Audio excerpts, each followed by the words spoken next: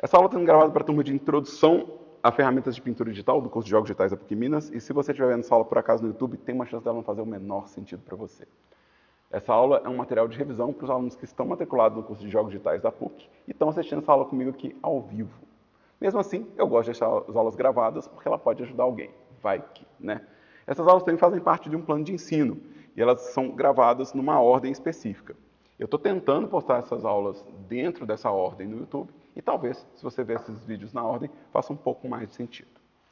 Revisando o que a gente já viu até agora, né? A gente já viu os conceitos de imagem digital, as diferenças de imagem vetorial e de imagem rasterizada. A gente vai usar dois softwares de trabalho no curso, o Inkscape e o Krita. Nessa disciplina, a gente usa primordialmente o Inkscape. Na disciplina de produção de jogos de tabuleiro, deve ser usado mais os desenhos vetoriais. Então, a gente teve uma introdução breve dessa ferramenta também. A gente vê isso aqui. Então, além dos conceitos de imagem, a gente viu a interface e as ferramentas de desenho vetorial. Inclusive, a gente fez uma atividade prática, que não foi gravada, afinal de contas, eram os alunos no laboratório produzindo. Né? Então, a gente já passou por essas etapas aqui. Os alunos que perderam essas aulas podem ver gravadas aqui dentro do próprio Canvas. Se você entrar aqui, vai ter o link para o vídeo. Tá? E hoje a gente tem que falar desses três tópicos aqui. Da mesma forma que eu fiz na semana passada, eu vou tentar juntar esses três tópicos num vídeo só, para a gente não ter que ter corte no meio da aula, para não ter que parar a gravação e começar uma nova gravação, fazer essa introdução toda de novo. Né? Então, vou tentar juntar isso num vídeo só, certo? E aí, vamos lá. Então, semana passada, a gente fez o Reginaldo Aguinaldo, né? A gente usou as ferramentas de desenho vetorial, né? Para criar esse bonequinho. Hoje a gente vai ver as ferramentas dentro do Krita. Eu vou fechar e abrir o Krita de novo. Né? O Inkscape já foi visto. Vou iniciar o Krita mais uma vez. Né? Ele vai ter esse splash bonitinho aqui. E quando a gente abre o Krita, a interface dele é um pouco diferente, porque ele está perguntando o que eu vou fazer, né? O que eu quero fazer aqui. Eu quero começar uma nova imagem ou eu quero abrir uma imagem já existente? E se você tiver trabalhado já no Krita, ele vai ter as suas imagens recentes listadas aqui. Né? Então, eu não tenho nenhuma imagem, eu estou pegando o Krita fresquinho aqui, sem nenhuma imagem. Tá? Ele também permite que você saiba notícias do Krita. Né? Esse software ele é open source, ele é gratuito e ele vive desse processo de financiamento coletivo, né? Ou seja, as pessoas apoiando o software nas diversas formas que eles abrem. Né? Então, você pode, né, saber como é que está o desenvolvimento dele por aqui. Tá? Fora isso, a gente vai ter um cabeçalho igual o do Inkscape, né? A gente tem um cabeçalho igual assim, mudam alguns termos, mas é o mesmo conceito de arquivo, edição, camada, objeto, né? Então aqui a gente vai ter alguns termos diferentes. Então a gente vai ter arquivo, edição, visualização, imagem, camada, seleção, filtros, ferramentas, configurações de janela. Aqui a gente tem alguns ícones que são semelhantes aos ícones que aparecem aqui no canto do Inkscape.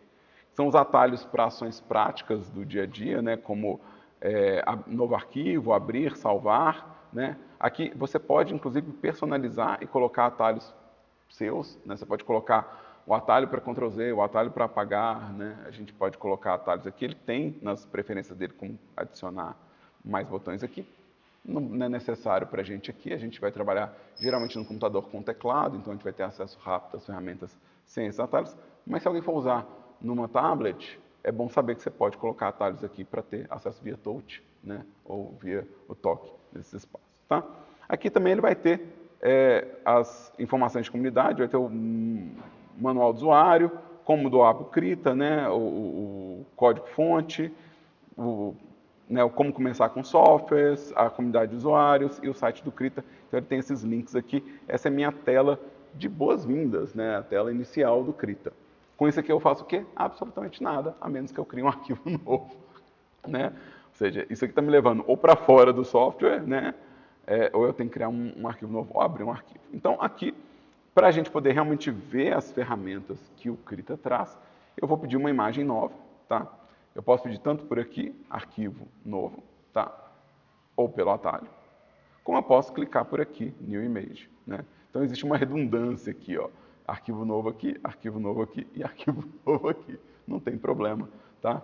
Eu vou por aqui, arquivo novo. Isso é o que dá tempo da galera dar pausa e ver o comando que eu estou selecionando. E aí, quando você pedir um arquivo novo, ele vai te dar essa tela de configuração do formato de trabalho que você quer. A gente vai entrar nisso futuramente no curso. Ele tem vários formatos pré-definidos, tá?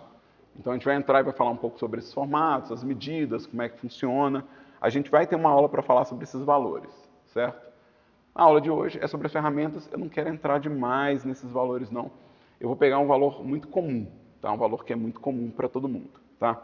O valor que eu vou pegar para todo mundo é um valor que é o A4 300 dpi, tá? Esse valor é o valor que, se a gente fizer uma folha comum dessas que a gente pega nas papelarias, né? Esse papel chamequinho que a gente compra, né? Os pacotes de papel Chamex não é patrocinador nenhum dos dois, tá, gente? Não tá. É só porque é a única marca que eu tô lembrando agora. Mas esse papel A4 que a gente usa na escola, que a gente usa para fazer prova, né? É o papel mais comum que a gente tem. Se você tem uma impressora em casa, provavelmente você consegue imprimir nesse formato. Então esse é um formato bom para a gente trabalhar, né? Um formato bom para você produzir coisas, tá? Então eu vou criar aqui esse valor de 300 ppi é o valor de resolução de impressora. E 300 ppi é bem denso de uma impressora, é uma impressão de alta qualidade. A gente não precisa mais do que isso, tá? Não precisa pedir um de 600 pontos polegada. Geralmente as impressoras de casa nem conseguem fazer uma resolução tão alta, né? E nosso olho também não percebe tanto a diferença, né, na prática. Então 300 ppi está ótimo para a gente. Esse é o formato que eu vou escolher. Ele vai me dar aqui quais são as medidas em pixel, qual que é essa resolução. E assim que eu configurar isso aqui, eu posso dar um create aqui. Se vocês olharem, ele tem vários outros formatos aqui, ó. Ele tem formato padrão para textura, para quem mexe com fotografia, para quem mexe com cinema, animação, para quem mexe com quadrinho. Então ele tem formatos pré-definidos para várias áreas, né? Então vocês podem explorar outros formatos, né? Não sei o que você vai querer fazer com o Krita na sua vida, mas é interessante você perceber que ele tem várias pré-definições aqui, tá? Eu estou pegando só o mais básico mesmo, que é escolher uma pré-definição aqui e apertar o Create. Ele vai demorar um pouquinho, porque meu computador é essa velocidade toda, né? E aí a gente tem algo que, de novo, existe alguma semelhança com a interface do Krita aqui, ó, do Inkscape, né? A gente tem as minhas ferramentas do lado esquerdo. A gente tem opções de ferramenta no topo aqui. Um seletor de cor, para eu selecionar as cores, que fica aqui no topo. Minha gestão de camadas e meus pincéis, meus presets de pincel. Ele tem essas janelas abertas por padrão. Essa é a configuração padrão do Krita. Você pode mudar e fazer uma configuração personalizada. Por enquanto, isso não é importante para a gente. Eu quero ver o que ele está me entregando por padrão. E à medida que a gente for avançando no curso, a gente vai vendo a necessidade de abrir uma janela diferente, mudar uma janela de lugar. Por enquanto, essa interface tem que servir para mim, tem que ser boa bastante, tá? Então, vamos voltar aqui no Inkscape que a gente viu a aula, barra de ferramenta, seleção de cor, né? Seleção de cor, e eu não tenho uma aba de camadas.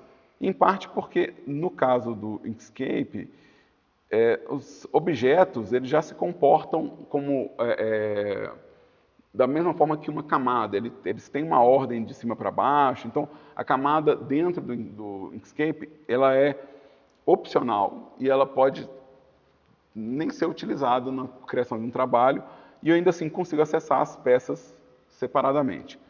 No caso do Krita, não é assim. No caso do Krita, a gente vai ter a janela de camadas aqui, porque se eu quiser manter a informação separada para acessar ela de forma individual, eu provavelmente vou precisar que cada pedaço do meu desenho esteja em uma camada. Então, eu não consigo ter a mesma liberdade. Se eu fizer o desenho de uma bolinha aqui e eu fizer um desenho de um quadrado aqui, eu não vou conseguir, na hora de mover eles, né? Eu acho que talvez eu precise fazer um arquivo menorzinho, gente. Meu computador, tadinho, está suando com esse arquivo.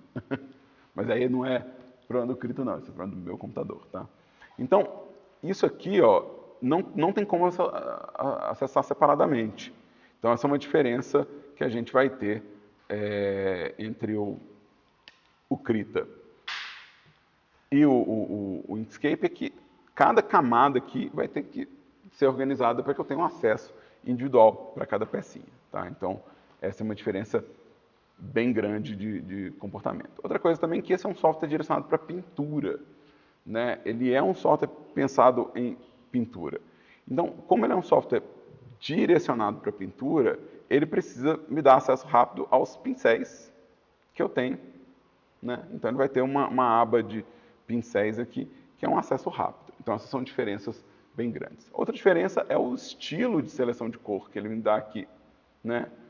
Ele tem um disco com os tons de cor e um quadrado que separa para mim qual que é o nível de saturação dessa cor e qual que é o valor dessa cor. Né? Então, quão vibrante é a cor que eu estou escolhendo e quão clara é a cor que eu estou escolhendo.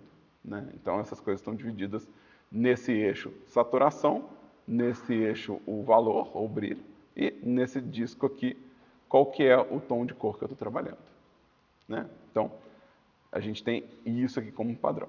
Além disso, escondidinho aqui, mas ainda dentro dessa área de interface, eu tenho as opções de ferramenta adicionais. Eu tenho as opções básicas de ferramenta aqui. Vocês vão ver que é bem direcionada para pincéis. Então, eu vou ter aqui qual que é o gradiente, qual que é a textura, né? Qual que é o gradiente que eu estou usando, qual que é a textura que eu estou usando, qual que é a cor que eu estou usando como cor de frente, qual que é a cor que eu estou usando como cor de fundo. Quais são as configurações de pincel? Elas são bem densas, a gente vai ver isso bem no final do curso, né? Porque isso é bem intenso. É bem intenso. Aqui, ó, eu tenho a mesma interface dos presets, ela está aqui também. Ó. Eu tenho acesso dos presets aqui. Tá? Qual que é o jeito que esse pincel está comportando na hora de pintar? Né? Se ele é borracha ou se ele é desenho. Então, você vai usar borracha, ele tem uma forma de transformar o seu pincel em borracha. Né? Se eu estou trancando transparência, se eu estou girando, né, se eu estou relendo o meu pincel original, qual que é a opacidade do meu pincel, qual que é o tamanho do meu pincel, se eu estou espelhando o meu desenho, ou se eu estou repetindo ele infinitamente. Então, eu tenho essas configurações aqui em cima, certo? Então, isso aqui é as opções de ferramenta, dá para ver que elas são bem direcionadas para pincel. Então, essas opções aqui, ó, que tem nesse canto, elas vão servir para ferramentas que não são pincel. Então, quando eu selecionar ferramentas que não são o pincel, eu vou ter aqui quais são as configurações dela. Né? Então, eu tenho uma ferramenta aqui, ó, a primeira ferramenta da lista é o de selecionar formas. As configurações da ferramenta de selecionar formas vão estar aqui. Eu tenho a ferramenta de texto. As opções da ferramenta de texto vão estar aqui. Né? Então, eu vou ter essa janela de opções de ferramenta que fica aqui do lado da seleção de cores. Certo? Tá tranquilo até agora, pessoas? Deu para pegar tudo? Tem alguma pergunta? Será que o microfone pega o barulhinho dessa garrafinha? Vamos lá. Eu vou pedir uma imagem nova porque eu estou achando que para eu gravar e desenhar está pesado. Meu computador ele não é um computador novo e eu acho que para gravar ao mesmo tempo desenhar, ele não está dando conta, tadinho. Vou fechar aqui, ó. Então a gente tem a minha imagem. Ela está aqui como não salva, né? E ela tem um botãozinho aqui para eu fechar, ó. E aí ele vai perguntar se eu quero salvar ou não a imagem. Eu não quero salvar ela, não. Eu voltei para a tela inicial. Né? Então eu voltei para a tela inicial. Se você fechar uma imagem ali por aquele botãozinho, você continua no software e pode criar um novo desenho. Vamos pedir uma nova imagem aqui. Porque isso é muito pesado no meu computador? Talvez eu queira pegar um outro formato pré-definido. Tá? Aqui tem, de novo, vários formatos. Tá? Eu vou pegar um formato que seja mais leve, né? Então, esses formatos de textura são bem mais leves para mim, né? De 1024 por 1048. Uma coisa que eu posso fazer também, já que eu estou fazendo vídeo, né? Eu não estou fazendo, né, impresso, eu posso escolher manualmente e digitar um valor, que é um valor que é o valor da resolução da minha tela, né? Minha tela é 1920 por 1080, né? Então, se eu criar aqui, ó, vou dar um create. Então, agora eu criei aqui uma tela horizontal de desenho. Né? Em teoria, ela vai ser um pouco mais leve. Tá? Em teoria. Né? Oh, bem mais leve. Bem mais leve. Bem mais leve, bem mais rápido de trabalhar. Então já tem uma qualidade de vida aqui para mim. E aí, vamos lá, deixa eu mostrar uma coisa para vocês. A gente vai na barra de ferramentas aqui, ó, e a gente vai ver aqui, ó, que as ferramentas elas possuem uma divisãozinha de categoria. Então, as ferramentas elas não estão todas numa fileira contínua aqui. Cada fileira aqui é como se fosse uma categoria de ferramenta, tá? Então, essas primeiras ferramentas aqui, elas são a parte vetorial do Krita. A gente não vai fazer vetor no Krita, então essas ferramentas aqui talvez não sejam tão úteis para a gente, ou tão ricas quanto as do Inkscape, mas ainda assim elas são úteis, né? Então aqui, ó, o meu Select Shapes só vai funcionar se eu estiver usando o vetor do Krita. Eu não vou usar o vetor do Krita, então a gente não vai, né, trabalhar com isso aqui. Para eu fazer um vetor no Krita, eu tenho que criar uma camada específica de vetor. Então eu tenho que ter um layer específico para vetor. E é super mais pesado do que no Inkscape. Então eu não acho que compensa, tá? Se vocês quiserem experimentar as ferramentas de vetor, lembra disso. Você tem que adicionar um layer de vetor para experimentar as ferramentas de vetor do Krita. Mas a gente vai usar o Krita para pintar. Então eu vou pular isso aqui por enquanto, né? Para não gastar muito tempo também com essa parte que a gente não vai usar. A ferramenta de texto, essa já é um pouco diferente para a gente. Eu vou querer digitar um texto aqui, vamos colocar aqui um exemplo.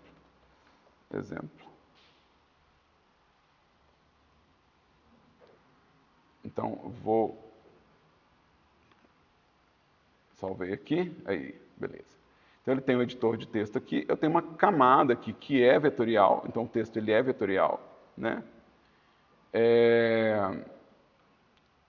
Consigo selecionar ele como shape, porque ele é vetorial, tá? Eventualmente, se precisar colocar um texto dentro do seu projeto do Krita, você tem a ferramenta de texto aqui, você não precisa exportar, nem precisa escrever na mão o texto que vai nos seus objetos. Então, eu tenho uma ferramenta de desenho de edição de formas, né, o Edit Shapes, né? Então, se eu tiver uma camada de vetor, eu vou ter a ferramenta de edição do mesmo jeito que no Inkscape, e vocês vão ver que é bem mais pesado, né? Então, assim, dá para ver o tempo que leva para ele deformar, então bem mais pesado do que o Inkscape. Eu sei que eles estão tentando melhorar essa ferramenta, mas, de novo, não se torna tão prático para a gente, né? E a gente vai ter uma ferramenta semelhante ao de desenho caligráfico do Inkscape. Então, a gente tem aqui as ferramentas de desenho vetorial aqui, de edição de vetor, né, de movimentação de vetor, transformação de vetor, e a de desenho caligráfico aqui. A gente pode usar as outras ferramentas dentro do espaço vetorial, elas desenham o vetor também, mas elas também desenham bitmap, e é isso que a gente quer ver aqui, né? A gente não quer trabalhar com vetor aqui, eu quero trabalhar com o bitmap. E aqui a gente vai ter o quê? As minhas ferramentas de desenho e pintura.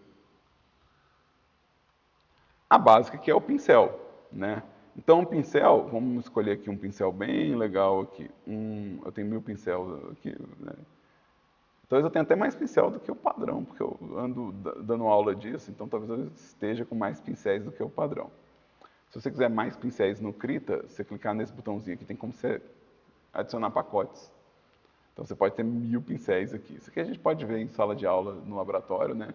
Como é que adiciona mais pincéis. Eu quero só pegar um pincelzinho aqui, escolher um manualmente aqui, ou escolher ele por aqui, tanto faz, tá? E desenhar aqui, né? O Krita, ele já vem pronto para usar uma tablet. Eu estou usando uma tablet, então vários desses pincéis aqui vão reconhecer se eu estou desenhando fraco ou se eu estou desenhando forte. Ou seja, se eu estou pressionando a caneta ou não. E a diferença vai ser esse tamanho da linha aqui, ó, né? Então, eu posso fazer a linha mais fina ou mais grossa só aumentando a força que eu pressiono com o meu pincel, né?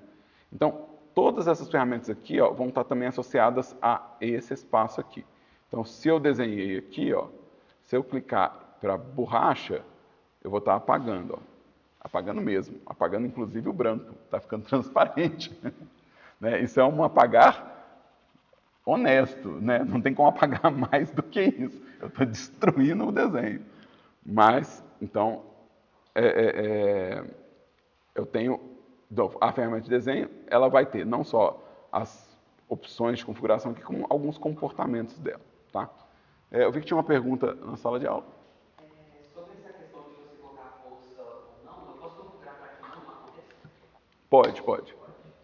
Tem como tanto desligar totalmente do software e falar, não, software, por favor, não use pressão, como você pode ter uma configuração de pincel para que um pincel específico não aceite pressão, que é, no caso, mais recomendado, né? Que você possa ter sempre as opções de usar ou não pressão, você não tem que desabilitar de todos os pincéis, tá? No caso aqui, eu recomendo que vocês experimentem o uso de pressão, tá? Quando estiverem desenhando, porque é parte do aprendizado nosso de pintura. Então, eu recomendo que vocês peguem as tablets que a PUC fornece, né? E experimentem o que é desenhar com pressão, o que desenhar sem. Isso é bem legal, né? Então, recomendo demais. Aqui, ó, eu vou ter as variações de opacidade do meu pincel, né? As variações de tamanho também, porque eu posso definir o tamanho por aqui, né? Então tem essas opções aqui, que agora é um pouco mais fácil para a gente ver. E eu tenho as opções de espelhamento, então quando eu tiver com a opção de espelhamento, eu vou desenhar, vai estar, né, repetindo dos dois lados, né?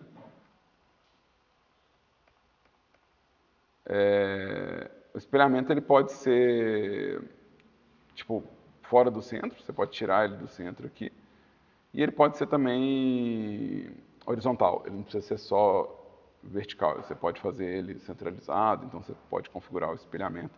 Isso é legal para fazer coisas que são simétricas, você não tem que ficar preocupando se está simétrico mesmo, você liga a simetria. Esse aqui a gente vai usar bastante em pintura de textura, ele repete e faz com que os desenhos possam ser encaixados entre si.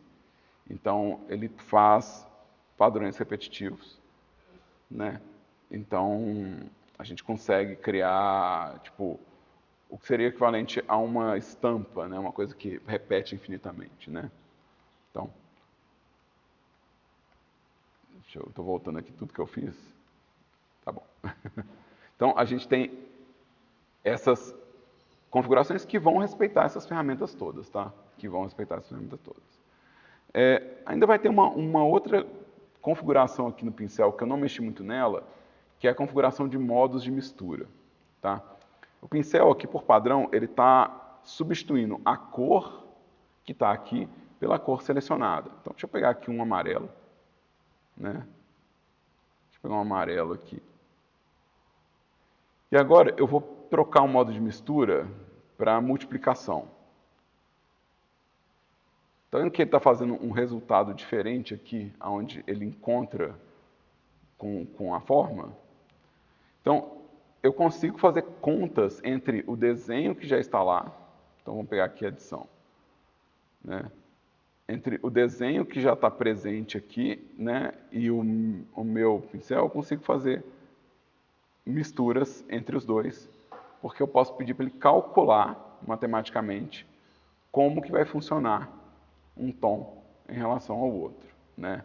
Então eu consigo criar misturas diferenciadas assim, tá? Então essa é uma outra opção que eu tenho aqui, né? O padrão é normal que está só substituindo. Então a gente consegue criar essas misturas dinâmicas quando a gente está usando um pincel, certo?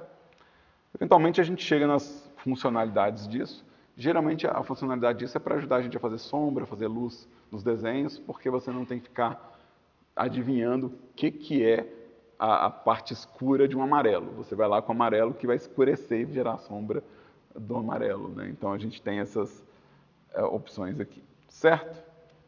Então, o que mais que eu tenho de ferramenta aqui? Eu tenho o desenho de linha, que ele vai pegar o meu pincel selecionado, tá, gente? Se eu pegar, deixa eu ver, tem um pincel esquisito aqui. Então ele vai pegar meu pincel selecionado. Então ele faz a partir do pincel selecionado, né? o traço. Então, eu consigo fazer efeitos muito interessantes, né? Usando essas formas geométricas. Então, aqui, ó, eu vou ter a linha reta, os retângulos, círculo e elipse, polígono. Essa é uma linha múltipla, ela, né, eu vou dar Enter para confirmar, mas eu consigo fazer uma sequência de retas, né, em vez de uma reta individual, uma sequência de retas.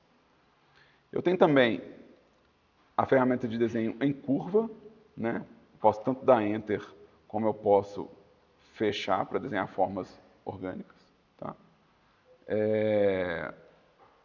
Eu tenho uma ferramenta de desenho livre diferenciada, né? Ou seja, eu tenho algumas ferramentas de desenho livre que vão ter aspectos diferentes. Deixa eu pegar o nome direitinho de cada uma delas. Essa daqui, ela é mais útil quando a gente está usando o camada de vetor, porque ela mantém a linha para edição futura, né? Então, se a gente está usando a camada de bitmap, não faz muita diferença para a gente. Quando você está usando a camada de vetor, você tem um acesso ao caminho, tá? Isso aqui, o dinâmico, ele tem uma suavização automática, esse dinâmico. E esse aqui é um multibrush. Vamos ver o que o multibrush faz. Ele faz o equivalente a mandalas. Então, ele está repetindo várias vezes o mesmo padrão. Tá? Então, ele faz o equivalente a desenhar mandalas. Muito bom para fazer padrões florais, né? Porque você vai desenhando aqui, eventualmente vai aparecendo alguma coisa de natureza aqui. Tá? Esse é um multibrush. Todas essas ferramentas aqui, gente, vale a pena vocês olharem tipo, quais são as variações que ele me dá de configuração aqui. Ó. Então, cada uma delas vai ter.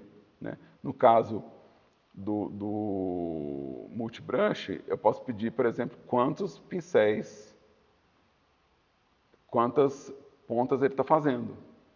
Né? Então, aqui não tem uma ferramenta de desenho de estrela, mas eu tenho uma ferramenta que vai me ajudar a fazer tipo, algo semelhante nesse sentido. Tá, tá lindo, ó. Nasci para isso.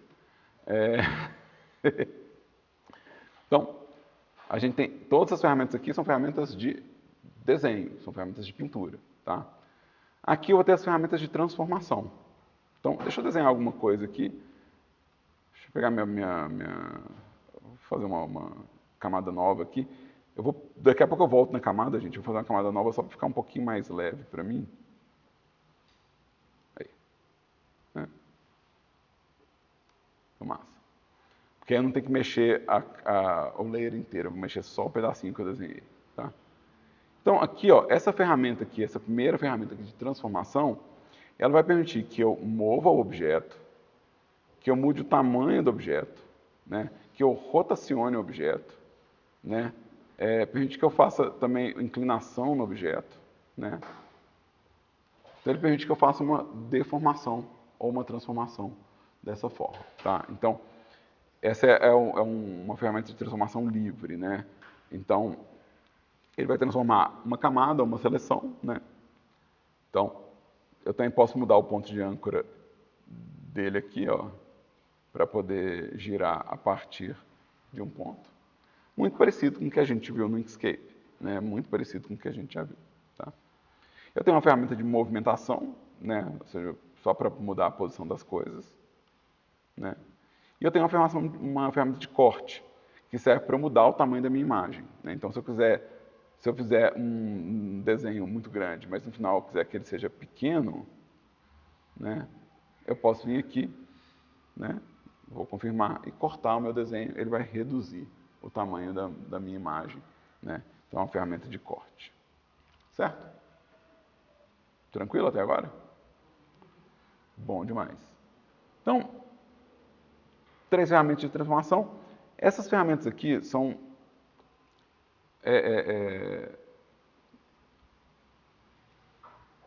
Ela já começa as ferramentas, esses blocos são ferramentas são mais assistivas, né? Então, Deixa eu pegar isso aqui só para fechar fechar esse desenho aqui. Então, essa primeira aqui é uma ferramenta de gradiente. Eu consigo pintar gradiente. Então, é tranquilo eu pintar gradiente, mas fica mais rápido se eu pegar uma ferramenta que desenha o gradiente para mim, né? Então, ela vai pegar o quê? Vai pegar as configurações de gradiente que estão selecionadas aqui, né? E ele vai desenhar o gradiente a partir dessa linha que eu estou traçando aqui, né? Então, eu vou traçar uma linha aqui, aqui vai começar meu gradiente, aqui vai terminar meu gradiente. Meu gradiente está começando dessa minha cor marrom, deixa eu pegar um amarelinho aqui, e vamos pôr no fundo. Eu estou parecendo as cores do Chaves, né? Marrom e amarelo. Todo episódio do Chaves tem alguma coisa marrom que eles estão pintando de amarelo. Então aqui, ó, vai começar amarelo aqui e ficar transparente para o lado de cá. Eu posso pedir para ele fazer, em vez de fazer frente para transparente, eu posso pedir para ele fazer a cor de frente para a cor de fundo. Então eu vou escolher aqui uma cor de fundo, um azul aqui, né? E aí se eu traçar aqui, ó, então ele está fazendo do amarelo para o azul. Eu consigo fazer gradientes mais elaborados que isso. Tem uma lista de gradientes aqui diferenciados, né? Eu consigo criar os meus também. Mas isso facilita, em vez de eu ter que ficar pintando as gradações de tom, de variação de tom, eu consigo só preencher uma área com essas gradações de tom, tá? Eu tenho um conta-gota aqui que serve para eu escolher uma cor que está na cena, né? Então ele me ajuda a escolher uma cor que eu estou vendo aqui no meu desenho, né? Então, eu não preciso lembrar que marrom é esse que eu escolhi. Eu posso ir lá e pegar esse marrom aqui, escolher ele, né? Ou pegar o branco, né? No caso. Né? Aqui também eu tenho um histórico de cores, tá, gente? As cores que eu usei aqui estão registradas aqui, tá? Vamos ver qual que é. Aqui tem ferramentas de ajuste de imagem, né? Que tem um que chama Colorize Mask. Essas ferramentas elas vão entrar na categoria de ajuste. Então ele vai criar uma camada de colorização aqui, né? Na hora que eu pintar, né? Que serve para eu afetar as cores de um projeto, né? Então deixa eu apagar aqui e começar a pintar de novo aqui com a minha Colorize. Ele vai criar uma camada e essa camada vai criar uma área de cor que eu posso usar para influenciar a minha cena. Aqui, por enquanto, a gente não deve entrar muito nessa ferramenta. Eu tenho ferramentas para tratar a imagem, né? Então, as ferramentas que vão ser usadas para recortar fotografia ou para poder fazer um tratamento numa imagem fotográfica. De novo, também não cai tanto na nossa disciplina. Vou ter o balde de tinta, esse sim a gente já deve usar um pouco mais nessa disciplina, né? Então eu consigo, deixa eu pegar a minha camada aqui, eu acho que fica mais fácil de entender, né? Se eu estiver pintando na camada certa. Então eu consigo preencher, né, de cor uma área, né? Então eu tenho um preenchimento rápido. De novo, eu posso preencher manualmente? Posso, mas isso acelera o processo. A última aqui da minha fileira é o Enclose and Fill. É uma variação do balde feita para situações onde o meu desenho às vezes tem uma área meio aberta, né? Então ele vai conseguir reconhecer áreas para preencher, né? Eu quase nunca uso, então vou ter que relembrar como é que usa ela. Deixa eu ver aqui, opções de ferramenta. Enclose Method. Brush. Deixa eu... Aqui ele não está fazendo o que eu quero, mas eu vou lutar com isso aqui não. Ferramentas que eu uso pouco, a gente não deve usar tanto ela. Ela funciona quando você tem fazer colorização de página de quadrinho, ela ajuda bastante, porque ela vai fechando áreas que estão abertas para você poder pintar com balde, né? Então, né? Eventualmente a gente volta nela. Aqui o que me interessa principalmente é o gradiente Bausch, que a gente vai usar primeiro, depois a gente volta nas outras, né? Eu vou ter ferramentas aqui de assistência, né? A ferramenta de assistência é basicamente uma ferramenta para marcar pontos de perspectiva, para quem vai desenhar cenário. Então, basicamente uma ferramenta para eu poder desenhar, tipo, perspectiva de cenário e definir, tipo, qual que é a perspectiva de um cenário. A gente deve brincar com essa ferramenta um pouquinho mais para frente também, tá? Eu tenho a ferramenta de medida, né? Então eu consigo criar uma régua para medir coisas em cena, tá? E eu tenho uma ferramenta de referência. Então eu consigo adicionar uma imagem de referência para ficar aqui existindo no meu desenho. Ela não faz parte do meu desenho, ela vai ser usada como referência. Então ela está aqui existindo, né, para eu poder usar como referência mesmo. Tipo assim, eu estou querendo fazer aqui o meu clone do Genshin da vez, né, do ano, né? Então estou usando aqui qual que é como que eu vou clonar, né? Vai que eu estou numa empresa que quer fazer um clone do Genshin. Já aconteceu antes, pode acontecer de novo, né? Então eu posso usar aqui uma imagem de referência, certo? Fiz 1000 coisas, quero desfazer tudo. Quero desfazer tudo. Quero apagar esse layer aqui. E aqui, ó, a gente vai nas ferramentas de seleção. As ferramentas de seleção, elas servem tanto para eu limitar uma área de atuação, né? Então, aqui eu tenho esses dois objetos, e vamos supor que eu quero mover a flor sem mover essa parte aqui. Se eu não tiver uma seleção e tentar mover aqui minha camada, eu vou mover todo mundo. Mas com a seleção, eu consigo, por exemplo, falar, não, transforma só esse pedaço aqui, ó. Então eu consigo ter um controle isolado sobre isso. Outra coisa que a seleção vai fazer para mim, ela consegue limitar aonde que eu estou pintando e aonde que eu estou trabalhando, né? Então, se eu vier aqui, vamos pegar o meu pincel, né, e for pintar, eu não vou conseguir sair dessa área, ó.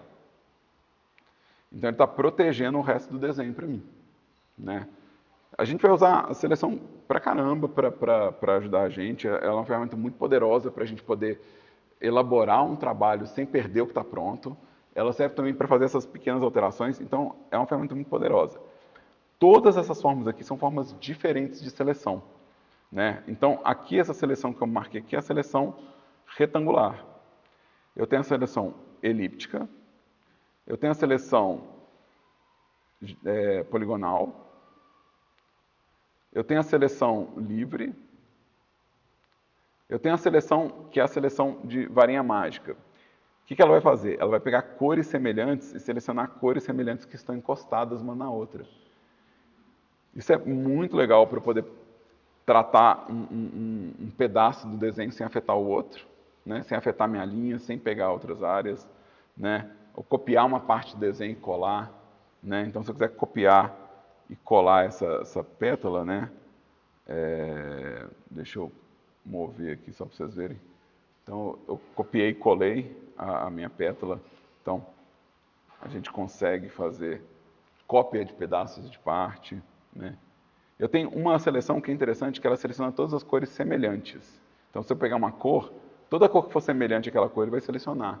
Isso é ótimo se eu quiser, por exemplo, mudar a cor de tudo que é vermelho para verde, né? Então, aqui, ó, eu vou editar e vou preencher com cor de frente, né? Mudei todas as cores, né, que estão ali porque eu fiz essa seleção. Eu tenho uma seleção que ela é o desenho de curva, né? Então eu consigo fazer tipo formas mais elaboradas com minha seleção. E tem uma seleção magnética que o intuito dela é localizar os pontos do desenho enquanto você passa por cima. Então aqui, ó, eu estou passando mais ou menos por cima do meu desenho e ele está encontrando os limites do desenho. Então ele faz a seleção por magnetismo. Ele fala, tem um pixel semelhante aqui, eu vou grudar nele, né? Então ele vai comparando os pixels ao redor e vai selecionando. Tá? E aí a gente tem a ferramenta de zoom, né? Eu posso usar também atalhos, tá? O programa tem atalhos para zoom, né? A gente pode ver os atalhos de zoom nas opções de zoom aqui, ó. Então, zoom in, aqui no meu caso está Ctrl igual, zoom out está Ctrl menos, né? Então, quando eu dou Ctrl igual, quando eu dou Ctrl menos, eu estou aproximando e afastando, né? E eu tenho uma ferramenta de panorâmica para poder deslizar o desenho aqui do lado, tá? Eu também consigo, com o clique do botão do meio, fazer essa panorâmica. Eu não preciso da ferramenta, né? Opa. Então eu tenho aqui, mas às vezes você, né, quer usar a ferramenta específica. No caso do zoom é muito útil você poder falar, eu quero um zoom aqui, e ele ir direto ao zoom que você está procurando, né? Então, deixa eu voltar aqui para a minha ferramenta de pintura. Essas são as ferramentas. Elas ficam absurdamente mais poderosas do que parecem por causa das pré-definições, né? Então, eu falei, eu tenho um pincel, mas olha quanto pincel eu tenho possível aqui. Então, não necessariamente vai ser, eu tenho um pincel, vou só fazer linha. Não, você vai fazer mancha, você vai fazer tons diferentes, você vai fazer borrão, você vai misturar enquanto pinta cor. Então, assim, é bem poderoso como software de pintura, tá? Bem poderoso como software de pintura. Né? Ele me dá bastante opção aqui de formas de acabamento. Deixa eu pegar um pincel que eu gosto, que eu acho que é um exemplo bom de demonstrar no Krita e que é um diferencial legal em relação ao que a gente viu no Inkscape. Esse pincel aqui, ó, ele está simulando a água enquanto eu esfrego ele. Então ele está meio que molhando a tela enquanto eu esfrego. Então ele simula uma aquarela, uma tinta aquarela. E isso é bem legal, né? Então para quem está fazendo pintura, isso é bem interessante. Eu vou ter pincel que... Deixa eu escolher um interessante. Pincéis que já tem uma textura, que parece, por exemplo, mais uma pintura a óleo, por exemplo, né? Eu vou ter pincel... Deixa eu pegar umas texturas esquisitas aqui. Fazer meio tom. Para quem gosta de mangá, não sei se alguém lê quadrinho japonês, mas eles usam muito essa marcação de meio tom para fazer as áreas de sombra e para diferenciar, né? Eles usam essas marcações de tom médio aqui para definir, né, os tons. E aqui você vai, pela própria pressão, eu defino qual que é o nível de meio tom. Isso é ótimo para impressão, né? Porque fica bem mais barato. Eu estou usando só preto e branco, fica super barato. E é fácil de implementar, né? Tem ferramenta de pintura que desenha a forma inteira, né? Então você não está pintando uma linha, você está marcando uma forma, né? Então bem interessante, né? Tem vários esquisitos aqui. Tipo, esse aqui é muito interessante. Ele vai calculando quanto que ele vai combinar ou esparramar linhas de acordo com a velocidade do meu gesto, né? E as curvaturas que eu faço. Então ele gera uns padrões muito loucos, né? Então, vai ter tipo coisa que finge que é spray, né? Vai ter tipo... vai ter pincel para fazer pixel art. Esse pincel aqui, o que ele está fazendo aqui, ó, é o desenho de pixel, né? E esse aqui ele faz o meio tom de pixel. Então eu consigo fazer... Dá para fazer pixel art toda no Krita, né? Tipo, né? Além do mais, o Krita não é um software só de desenho, ele é um software de animação, né? Então ele tem uma timeline, você consegue fazer desenho animado, então, você consegue realmente fazer pixel art para um jogo todo dentro do Krita, né? Então ele é bem poderoso. Você consegue fazer também um desenho animado nele, ele aceita camada de áudio, ele vai ficando meio poderoso. À medida que você vai aprofundando nele, ele vai ficando meio... porque você pode fazer desenho animado nele. Então você pode entrar com som e animar em cima do som para fazer. Então ele vai ter ler para áudio também, né? Então, muito poderosinho, um chuchu de usar, gostosinho toda a vida, tá? Para quem tem dificuldade de desenho, eu recomendo demais usar as ferramentas assistivas aqui de desenho, as formas geométricas. Né? Isso é um ótimo jeito. Do mesmo jeito que a gente fez no Krita, no Inkscape, a gente pode fazer no Krita, construir o desenho com forma geométrica. Né? Para quem não tem uma tablet, usar um mouse também. O fato dele ter uma ferramenta de desenho que eu consigo fazer minha linha aqui, né? Desenhar minha linha a partir de uma geometria aqui, né? Então eu não preciso ter habilidade para fazer uma linha curva. Né? Eu posso ir lá e pontuar isso. Né? E ele aceita todos esses pincéis dentro dessa ferramenta. Então vai ficando bem interessante. Eu vou fazer uma linha aqui e ele vai preencher com o pincel que eu escolhi. Né? Então é bem interessante. Então é bem poderosinho mesmo. Certo? Tranquilo? Essas foram as ferramentas. Agora vamos falar sobre as camadas.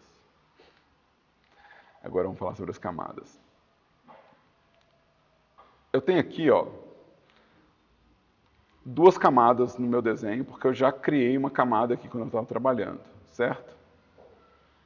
Roubado. Então vamos começar do zero. Né? Vamos criar uma imagem nova. Eu vou repetir o mesmo padrão que eu usei da outra vez. Né? Aliás, eu posso colocar 96 aqui, que não precisa desses 300 aqui. Aqui, ó, na minha barra de opções, eu vou clicar nesse íconezinho minúsculo aqui, que só Deus consegue enxergar, que ele vai resetar minhas cores para preto e branco aqui, ó. Tá? Então, resetei minhas cores para preto e branco. Tá? Eu quero pegar um lápis.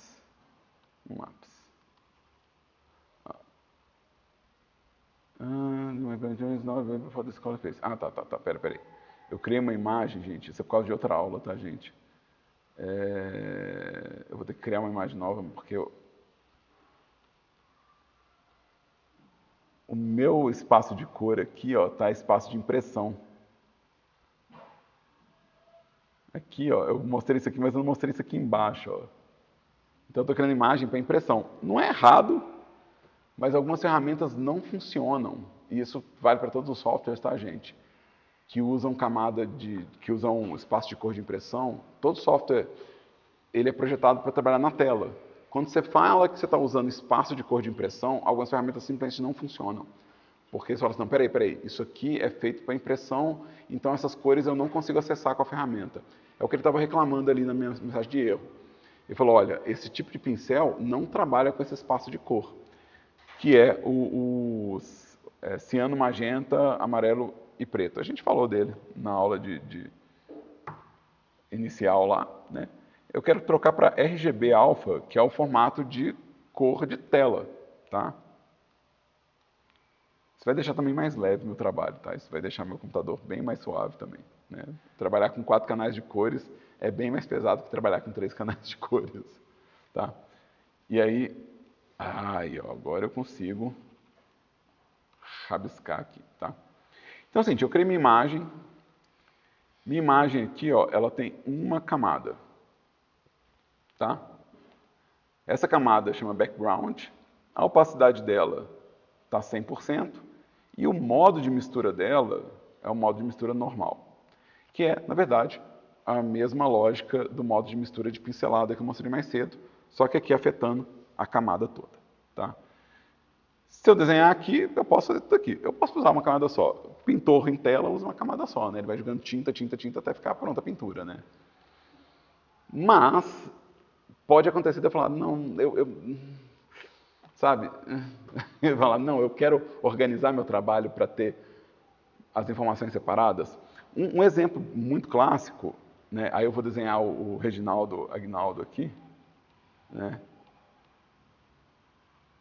E eu não sei como é que ele é direito. E eu não sei como é que eu vou fazer ele. Então eu vou fazer ele bem lero-lero aqui, né? Não sei as proporções, né? Não sei se... Nossa, nem vai caber ele, tadinho. Espera aí. Não, a gente vai resolver isso. Espera aí. Vamos lá. Já vou começar a usar as ferramentas, tá, gente? Eu vou pegar minha seleção e vou pedir para transformar isso aqui, para ele ficar um pouquinho menor. Aqui, ó, isso, aqui. Não, fica tranquilo. Isso tudo vai funcionar, tá? Então, confirmei aqui. Falei, nossa, vamos usar um baldinho de tinta aqui, porque, poxa, eu perdi aqui, né? Então, eu fiz uma seleção, eu não quero mais a seleção, então eu vou tirar a seleção. Toda vez que você fizer uma seleção, você tem como tirar essa seleção. E vamos preencher de branco aqui. Eu tinha mudado a opacidade, né? Então, vou voltar para a opacidade aqui. Aí, maravilha. Então, vamos continuar a fazer o meu rascunho aqui, né? Então, aqui, ó, fiz o meu rascunho do Reginaldo Aguinaldo, né? Ele tinha uma estrela no peito também, né? E, de novo, isso aqui, ó, é o rascunho, né? Se eu for finalizar aqui, vai dar um trabalho. É possível vir com a linha e pintando, apagando o lápis e fazendo toda aquela coisa. Mas se eu separar em camadas, eu vou conseguir ter cada pedaço da finalização ou cada parte dele isolada também. Então eu posso tanto separar uma camada para cada pecinha, igual eu fiz no Inkscape, ou separar, uma coisa que é muito comum em desenho, separar em tipo uma camada para linha e uma camada para cor, por exemplo, né? Então aqui, ó, vamos adicionar uma camada. É simples assim. Vamos jogar lá fora. Então aqui, ó, esse maisinho aqui, ele adiciona a camada por padrão, ele adiciona a camada do tipo bitmap. Se você vier na setinha do lado, você vê que ele tem tipo quantos tipos de camada? Eu não sei nem contar isso aqui, né? Ele tem pintura, grupo, clone, vetor, filtro. Aí já deu 5. Fio, arquivo, transparência, máscara de filtro, colorização, deu 10. Transformação e seleção local, tudo é camada diferente. São 12 tipos de camada diferente. Tá. Porque a gente precisa, na maior parte do tempo, a gente precisa de pintura, porque a gente vai trabalhar aqui como raster, e agrupamento. Esses são os que a gente vai precisar com mais frequência. Que é organizar em pastas as camadas, porque às vezes você vai querer falar assim, ah não, todas essas camadas fazem parte desse personagem, ou todas essas camadas fazem parte desse detalhe. Então é bom você ter o grupo, que é como se fosse uma pasta, né? E é bom ter os de pintura. Deixa eu fazer um exemplo aqui, vou criar a pintura, e aqui vamos fingir que eu sei o que eu estou fazendo. E que eu, né, e que eu falo assim, ah não, beleza, eu vou fazer as peças separadinhas. Vou fazer aqui, vai ser a cabeça, então isso aqui vai ser head. Vou criar uma camada nova para o olho, né, para os olhos. E vou pegar essa ferramenta aqui, ó, e vou fazer aqui a boquinha. Então, esse aqui vai ser a face, né? Face, né? E aí, vamos criar uma camada nova para fazer o chapéuzinho, né? Vamos fazer assim, né? Deixa eu movimentar ela aqui, porque ela ficou um pouco fora. Se eu quiser juntar essas três partes, para na hora de mover, eu não ter que ficar fazendo a seleção assim das três o tempo todo, né? Eu posso agrupar elas, né? Então eu venho aqui, crio um grupo de camadas, vou chamar esse grupo é a cabeça, head. Vamos pôr aqui o nome do cara, Reginaldo.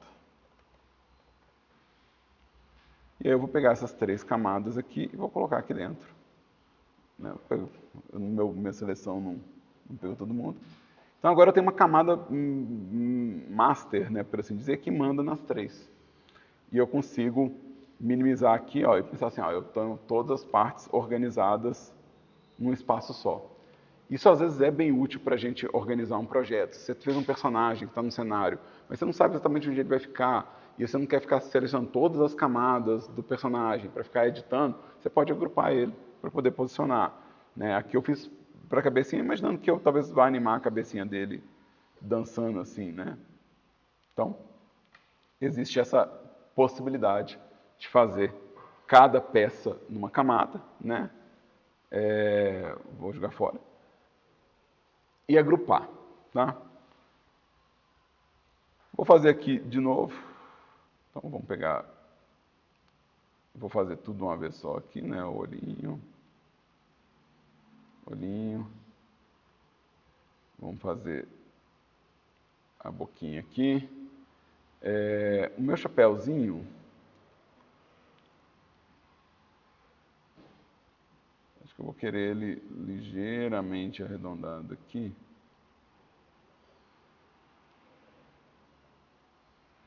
Aqui eu vou ter que apagar um pedaço, né? Vou ter que apagar um pedaço. Né? Talvez eu tenha que editar um pouquinho, mas vocês entendem, né? Eu estou fazendo isso mais para testar. Então eu quero pegar esse cara aqui, eu vou pegar minha borracha, né? E vou apagar essa parte de dentro aqui, né? Deixa eu apagar isso aqui. Deixa eu dar um zoom aqui. Estou usando o Ctrl igual para dar o zoom, que é o atalho que eles mostraram ali. E aí, sei lá, vamos pegar e fazer... Eu perdi as configurações do meu pincel. Então eu vou pedir para ele dar um reload para eu poder voltar com as configurações originais que eu estava utilizando. Né? Porque eu mexi tanto, mudei o tamanho, não lembro mais o que era. Então agora...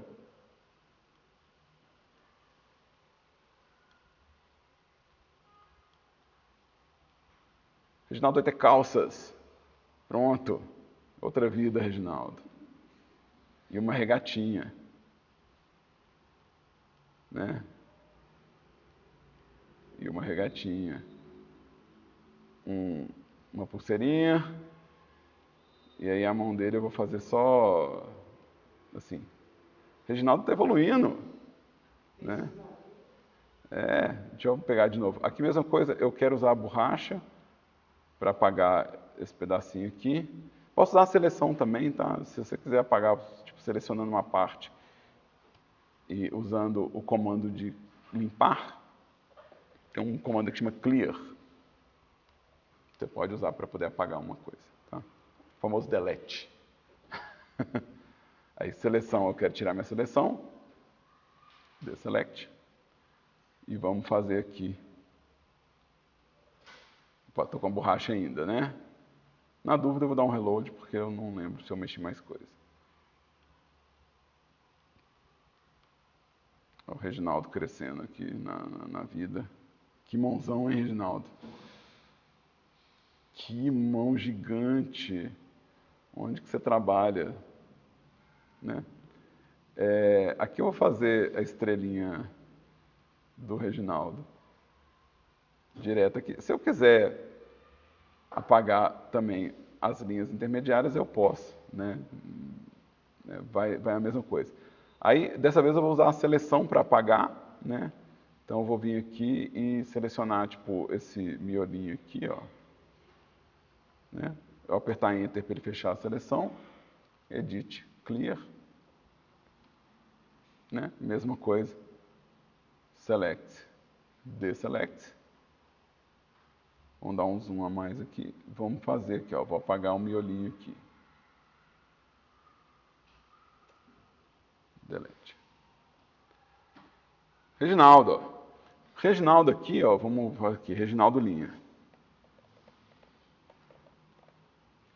Eu não perdi o meu rascunho, né? O meu rascunho continua lá, né? E eu fiz aqui uma finalização de linha dele. Então eu posso ter uma camada separada que vai por baixo da linha, né? Então eu posso mudar a ordem das camadas, tá vendo? Posso pôr elas na ordem que eu quiser, só clicar e arrastar, ó. E eu posso colocar aqui, ó, Reginaldo Cores.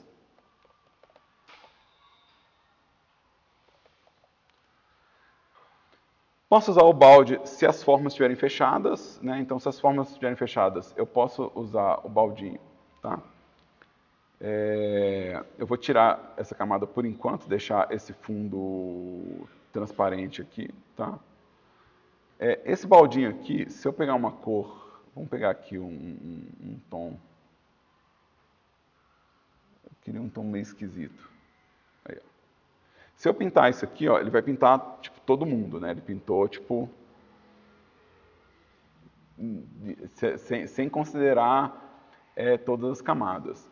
Mas eu posso pedir aqui nas preferências para ele usar todas as camadas como base de referência, né?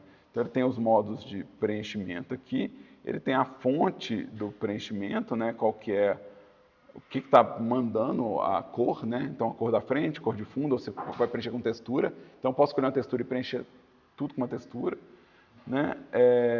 Eu posso usar configurações customizadas e na minha referência aqui, ó, ele está usando o quê? O layer atual para poder preencher. Eu posso falar assim, cara, usa todos os layers para preencher, considera todos.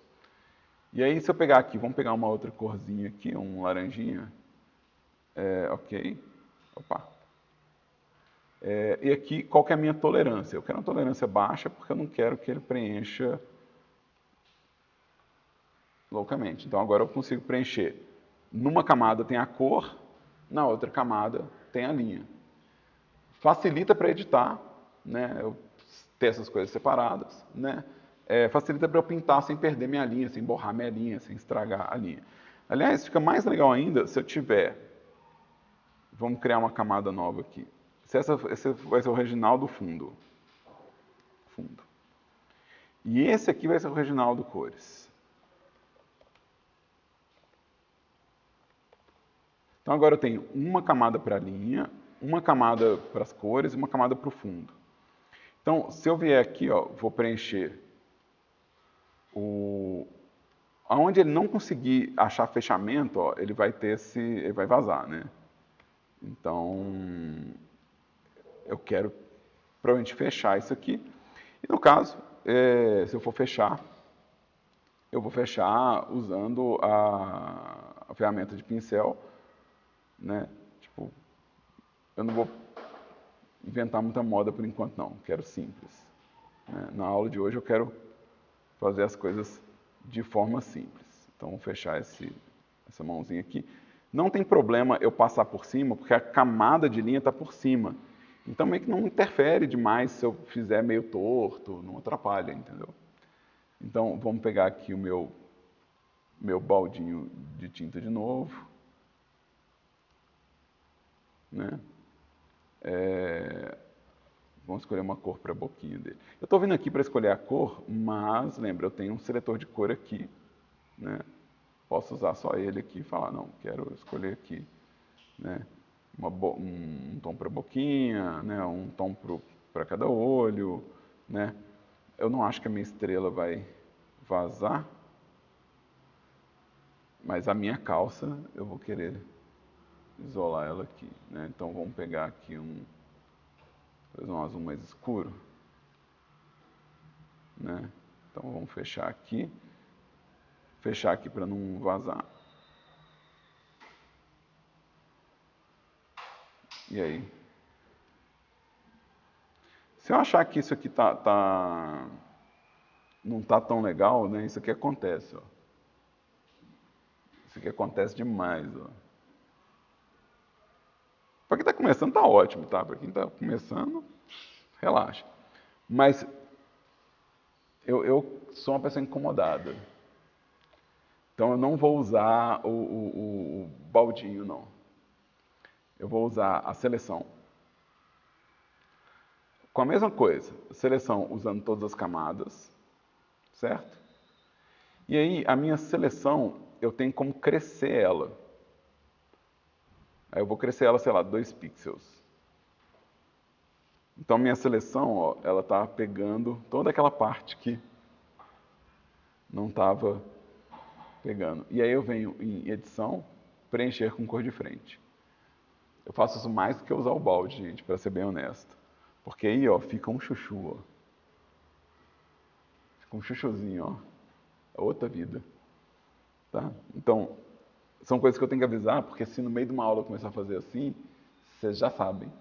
Né? Se no meio de uma aula eu esquecer que eu só faço desse jeito, vocês não ficam, peraí, como é que você fez isso? Né? Então, deixa eu escolher uma cor para a camiseta do Reginaldo. Né? E vai ser para o chapéuzinho também, né? Então aqui, ó, selecionei, aí select Grow Selection. E essas coisas têm atalho, então tem como fazer isso rapidinho, tá? Fill. Né? Não, se sobrar algum pedacinho, tudo bem, não é o fim do mundo, não. Né? Se você, não, aqui sobrou, quero pintar, né? Aí a gente fala isso mais tarde também, quando a gente for falar sobre acabamento, finalização, como é que a gente vai atrás dessas coisinhas aqui. Deixa eu vir aqui com minha seleção de novo, seleção. Aí select, grow select e edit, fill. E aí eu vou tirar minha seleção, select, deselect. Tá indo, Reginaldo. Tá bom demais. Aqui onde eu não usei, tá vendo? Fica esse tomzinho aqui, né? Então eu posso pegar a corzinha que eu tinha usado aqui e pegar o pincelzinho para pintar, tá? Então posso usar o conta-gota para isso.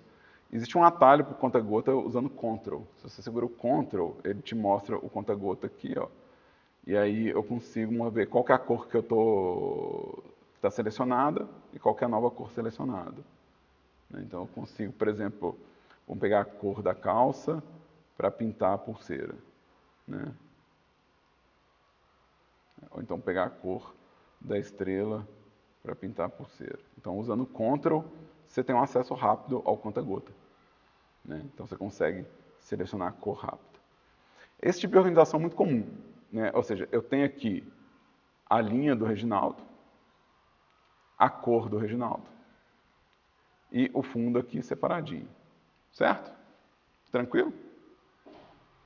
E aí, o que acontece? Tem mais coisas acontecendo aqui na interface das camadas. Né?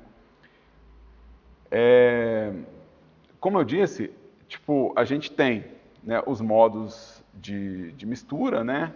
Então aqui minha camada ela está tampando os pixels de baixo porque ela está normal. Se eu colocá-la como multiplicação, ela vai escurecer a cor de fundo. Né? Se eu colocar ela como adição, ela vai somar, eu coloquei burn. Ela vai somar, então ela vai adicionar as cores à cor de fundo. Então esse aqui, ó, é o resultado da minha cor adicionando as cores de fundo.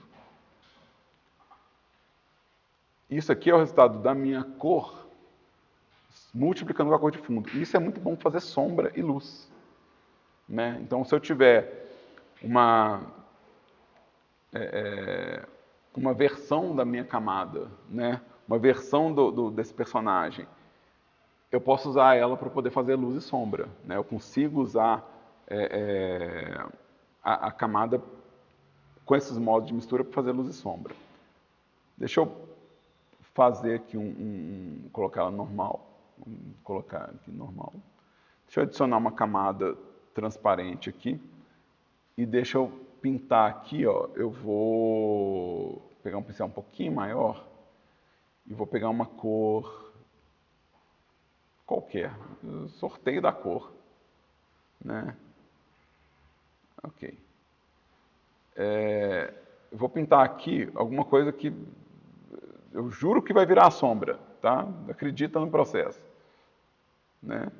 Juro que isso aqui vai virar sombra, mas eu não estou vendo isso aqui virar sombra de jeito nenhum. Mas se eu trocar isso aqui para multiplicação, ele vai escurecer, tá vendo? Talvez eu pudesse pegar uma cor mais escurinha do que essa, né? Vamos pegar uma cor mais escurinha. Ok. Aí, ó. Então ele está escurecendo em relação à cor de baixo. Só que ao mesmo tempo ele está pintando ali a camada de baixo de um jeito muito esquisito. É aí que começa a entrar esses botões aqui do lado. Eu posso pedir para ele cortar meu desenho baseado no alfa da camada de baixo, na transparência da camada de baixo. Não vai funcionar se eu tiver essa camada aqui de fundo. Mas se eu colocar os dois num grupo só, então vamos lá. Vou adicionar um grupo. Nesse grupo eu vou ter a minha pintura e o meu fundo, né? Agora eu consigo pintar a sombra do personagem sem atrapalhar o meu fundo. Então, vendo como é que as coisas que eu mostrei estão começando a encaixar? A gente tem um grupo de layer para me ajudar no acabamento. Então aqui, ó, o que eu vou ter aqui? Eu tenho uma camada que eu posso chamar de sombra, né? Então esse aqui é o Reginaldo sombra.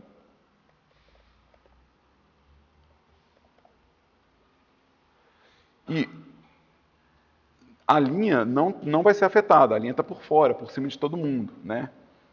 Vou pegar um pincel que seja um pouco mais divertido de pintar sombra, talvez uma coisa mais suavinha. Deixa eu ver. Nossa, aqui é... Nossa, ele tacou alguém? não, pode ser, ó. Deixa eu ver se eu tenho algum pincel. Geralmente esses suaves são legais, esses que são mais suavezinhos são legais. E vamos escolher uma cor que tenha mais a ver com o meu fundo, que é o fundo é roxinho, né? Então talvez valha mais a pena pegar um tom roxinho aqui, né? Então vou pintar aqui o que eu acho que pode representar alguma sombra para o Reginaldo, né? Uma sombrinha para o chapéu, né? Para dar algum volume. Novo, eventualmente eu vou emborrando isso aqui, eu venho tratando para poder ficar mais redondinho, mas eu posso mudar o quê? Eu posso mudar a opacidade para ter um controle de quanto dessa sombra que eu realmente quero que apareça. Então eu consigo controlar aqui a minha sombra, certo? Então eu consigo fazer isso aqui. Então, desses botões aqui que tem do lado, né, o primeiro botão que eu pressionei aqui é esse Azinho aqui, que é o alfa, né? Esse Azinho, ele está falando que ele está herdando o alfa. Então, ele está herdando o alfa da camada de baixo. Então, a transparência da camada de baixo está mandando na camada de cima, né? Então, isso é uma herança. Outra coisa que eu posso fazer, por exemplo, o meu Reginaldo aqui, ele está com a cor toda certinha. Toda certinha. Eu posso trancar a transparência dele. Para não correr o risco, por exemplo, nossa, eu queria pintar essa calça de novo, eu queria ir lá e fazer uns detalhes nela, né? Fazer umas estampas, não sei, ou sujar de sangue ou de alguma coisa assim, né? Qual que era o pincel de assassinato aqui?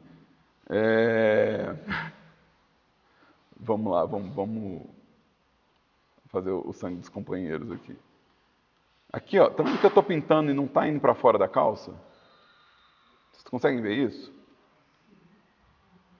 Tá notável? Vamos fazer uma cor mais esquisita aqui. Isso está acontecendo porque eu tranquei a transparência. Então,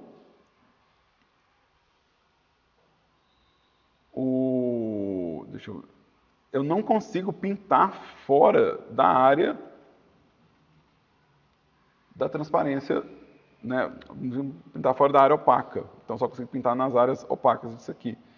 Isso é muito legal para a gente poder fazer essas variações, né? Eu poder pintar detalhe, pintar variação, sem ter que preocupar em perder, né, todo aquele trabalho que eu tive de preenchimento, né? Então, isso é bem legal. A gente consegue, né,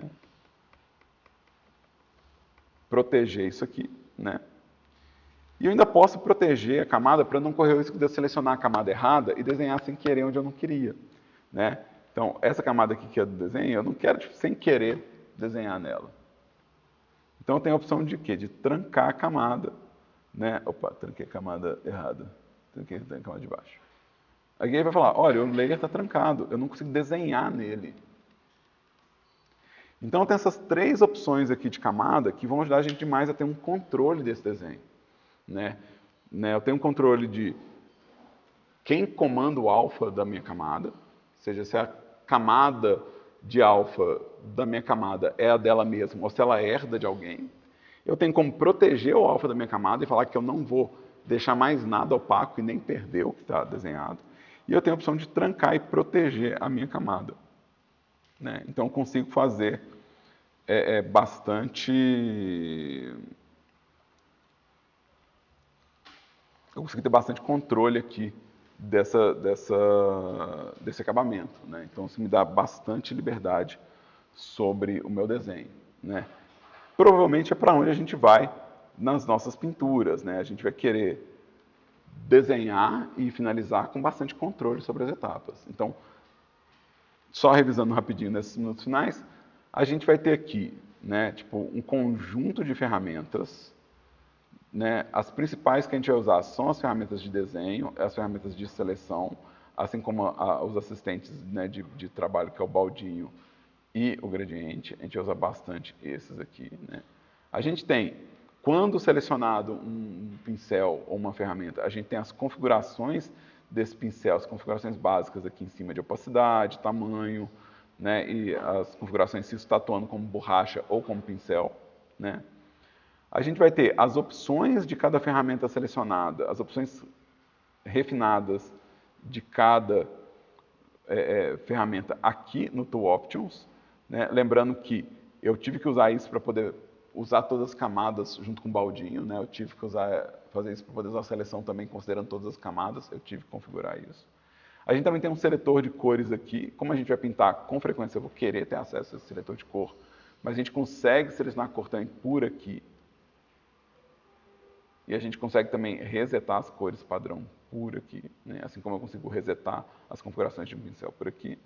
Aqui eu tenho as camadas. Lembrando que a gente vai usar principalmente as camadas de pintura e as de agrupamento, são as que vão ser mais úteis para a maior parte do nosso trabalho, né? E aqui eu tenho uma lista de pincéis, né, pré-definidos do Krita, que eu posso acessar também por esse ícone aqui, né? Então eu tenho essas duas interfaces aqui para acessar os pincéis. Eu tenho vários pincéis aqui, tá? Então, esse aqui é o básico da interface das ferramentas e das camadas do Krita. A recomendação que vocês, né, façam suas anotações, tentem relembrar o que foi dito, né, disso aqui. Na semana que vem, na nossa aula prática, vai ser passado um exercício de desenho usando o Krita, né? Então a gente já vai começar a desenhar no Krita na semana que vem, usando as ferramentas, testando. Então é um exercício para que vocês experimentem e tentem criar, de novo, a partir da sugestão que eu vou dar no dia da aula, né, que vocês façam desenhos. Se você está vendo isso por acaso também no YouTube, minha sugestão é que vai lá, desenhe alguma coisa, vê se você entendeu alguma coisa dessa ferramenta, né? E não tenha medo de explorar pouco da ferramenta e aumentar devagar o seu conhecimento sobre ela. Você não precisa entender todos os 12 tipos de layer para usar as camadas básicas. Você não precisa ver as configurações de todas as ferramentas para começar a experimentar as configurações de uma ou outra. Vai vagarosamente, porque esse software, todos esses softwares que a gente vai usar no curso, eles parecem infinitos, eles parecem um poço sem fundo. Eles nunca acabam, né? Sempre tem mais coisa, sempre tem uma outra função para ser descoberta.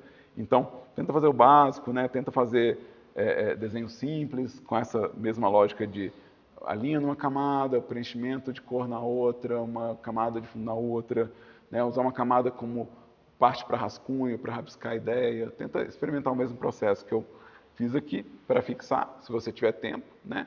Se você está matriculado no curso, esse tempo vai ser dado na nossa aula prática. Certo? Alguma pergunta? Gente, então, brigadão para todo mundo que veio na aula de hoje. Espera só um minuto antes de sair da sala, porque eu tenho que fazer chamada. E brigadão para quem estiver vendo isso no YouTube. Espero que tenha ajudado alguém essa aula.